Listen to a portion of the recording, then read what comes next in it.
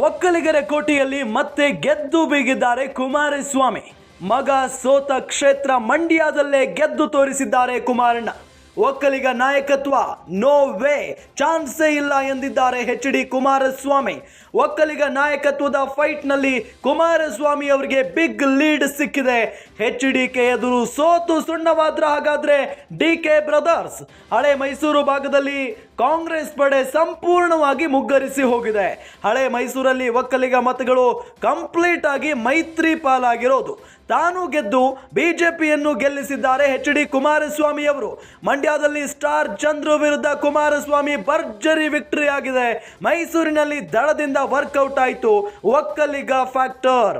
ಕೋಲಾರದಲ್ಲೂ ಜೆಡಿಎಸ್ಗೆ ಒಕ್ಕಲಿಗ ಮತಗಳೇ ವರದಾನ ಆಗಿದೆ. ಬೆಂಗಳೂರು ಗ್ರಾಮಾಂತರದಲ್ಲಿ ಮೈತ್ರಿಗೆ ಜೈ ಅಂದಿದ್ದಾರೆ ಗೌಡರು.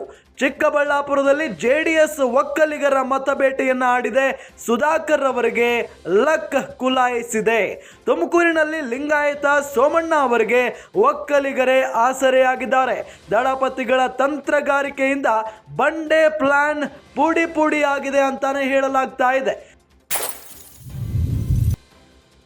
ಒಕ್ಕಲಿಗರ ಕೋಟೆ ಅದು ಮಂಡ್ಯವನ್ನ ಗೆದ್ದು ಇತಿಹಾಸವನ್ನ ನಿರ್ಮಿಸಿದ್ದಾರೆ ಕುಮಾರಸ್ವಾಮಿ ಅವರು. ಅದು ಕೂಡ ಕಳೆದ ಬಾರಿಯ ಚುನಾವಣೆಯಲ್ಲಿ ನಿಖಿಲ್ ಕುಮಾರಸ್ವಾಮಿ ಅವರ ಪುತ್ರ ನಿಖಿಲ್ ಸೋತಂತ ಕ್ಷೇತ್ರ ಮಂಡ್ಯ.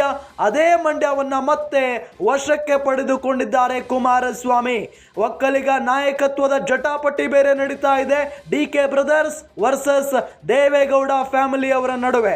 ಆದ್ರೆ ಕುಮಾರಸ್ವಾಮಿ ಅವರು ಈ ಗೆಲುವಿನ ಮುಖೇನ ಡಿ.ಕೆ ಬ್ರದರ್ಸ್ಗೆ ಡಿಚ್ಚಿ ಕೊಟ್ಟಿದ್ದಾರೆ ಅಂತಾನೆ ಹೇಳ್ಬೋದು. ಜೊತೆಗೆ ಒಕ್ಕಲಿಗ ನಾಯಕತ್ವ ಯಾವತ್ತಿದ್ರೂ ನಮ್ಮದೇ ಅಂತ ಹೇಳಿದ್ದಾರೆ ಅಂತಾನೆ ಹೇಳಲಾಗ್ತಾ ಇದೆ.